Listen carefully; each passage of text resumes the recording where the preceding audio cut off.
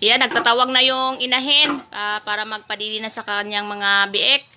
At bago ko po kukunin yung mga biik na nasa kulungan mga kababoy ay lililinis ko muna yung mga didi ng ating inahin dahil hindi pa po natin siya pwedeng paliguan.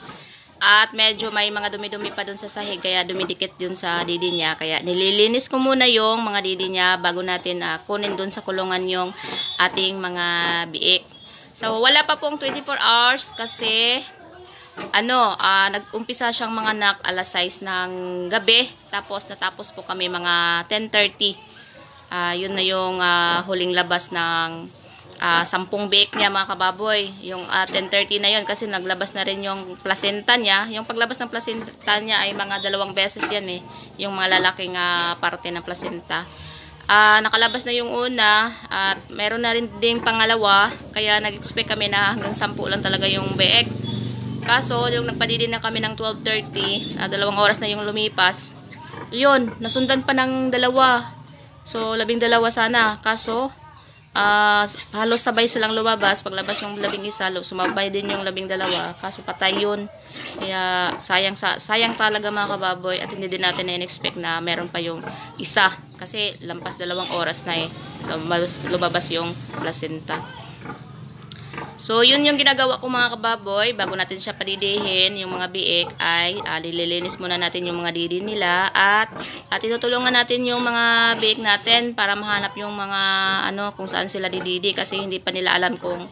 kasi yung mga biik po ay meron yung kanya-kanyang didi na pagmamayari nila. Sa tuwing nagpapadidi yung inahin nila, ayan, automatic doon yan sila pupunta. Pero ito sila po mga kababoy.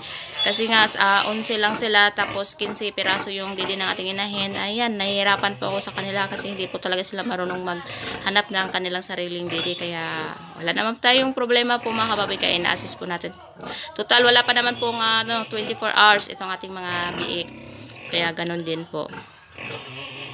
Pero tingnan nyo po mga kababoy, pag mga 3 days to, sobrang likot na nito. Hindi na natin sila kailangan i-assist.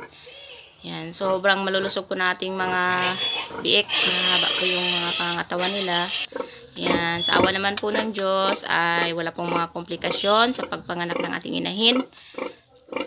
At magaganda po yung mga biik na nilabas niya. Healthy po, kaya masaya po tayo bilang magbababoy na nakaraos po sa pagpanganak yung ating inahin. Yan, so ito po ay 11, 4 yung babae. Tapos, 7 yung lalaki. Yan. So, hindi pa, meron pang, itong 11 na to, isa dito para sa technician, yung nag-EI. So, yung maiwan natin sa atin ito ay 10 peraso lang.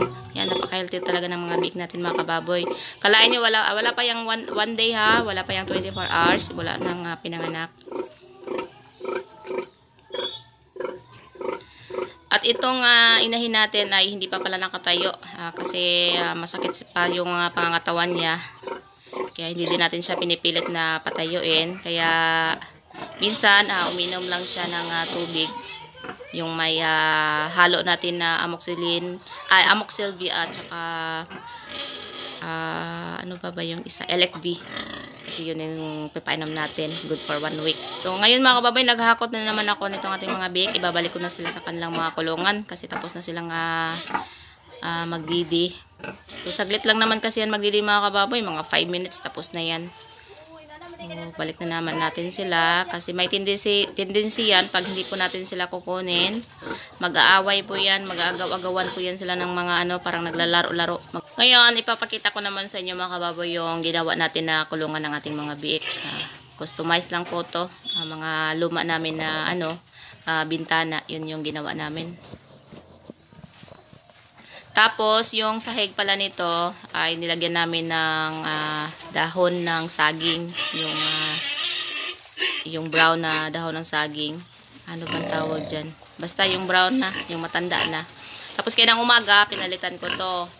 Kasi simula kagabi, basa-basa na at saka yung mga pusod nila nagsitanggalan. Kaya yun, nakadagdag yun sa basa ng dahon. Kaya ng umaga, pinalitan ko to. Tapos mamayang hapon, bago mag-dilim, papalitan ko na naman to ng bago. So, ito lang po muna yung update natin mga kababoy sa ating bagong panganak na inahin. Wala pa pong 24 hours at 11 piglets. Healthy po sila. Happy farming po sa lahat!